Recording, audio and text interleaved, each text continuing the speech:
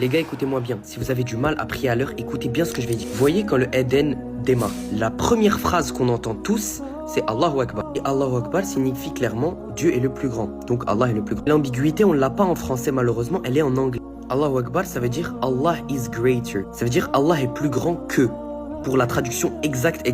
Et en gros, ça veut dire quoi? C'est tout simple. Ça veut dire que Allah est plus grand et plus important, entre guillemets, que tout ce que tu es en train de faire au moment où tu entends l'Eden. En gros, tu peux pas passer à côté du message. C'est-à-dire que Allah est plus grand et plus important que ce que tu es en train de faire actuellement.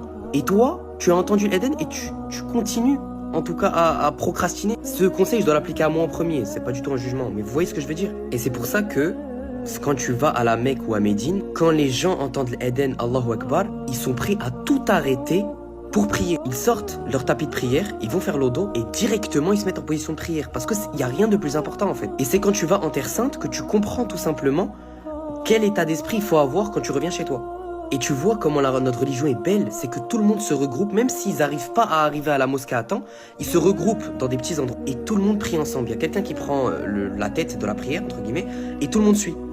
Vous trouvez pas ça magnifique? Enfin genre, je sais pas comment... Quand c'est le moment de prier, bah c'est le moment de prier, c'est tout. Tout le monde s'arrête autour, c'est simple. Après l'Eden, t'entends l'iqama. Et dans l'iqama, qu'est-ce qu'ils disent? Écoutez bien. Hayya salah, hayya al-falah. Ça veut tout simplement dire, venez à la prière, venez au succès. En gros, prière égale succès.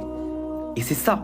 Tout est dans cette phrase en fait. Tu vois, tu comprends que prière égale succès. Tu viens à la prière à l'heure, tu viens au succès, tout simplement. Le succès vient à toi, c'est simple. Et aussi, un autre truc que vous pouvez entendre pendant l'appel à la prière, en tout cas pour la prière de Fajr, surtout, vous pouvez entendre la phrase suivante. Attendez, je vais la lire. As-salatu khayrun minan naum. Normalement, j'ai bien prononcé. Ça veut dire tout simplement, la prière est mieux que le sommeil. Normalement, vous connaissez, je pense, déjà le châtiment pour celui qui dort pendant la prière de Fajr.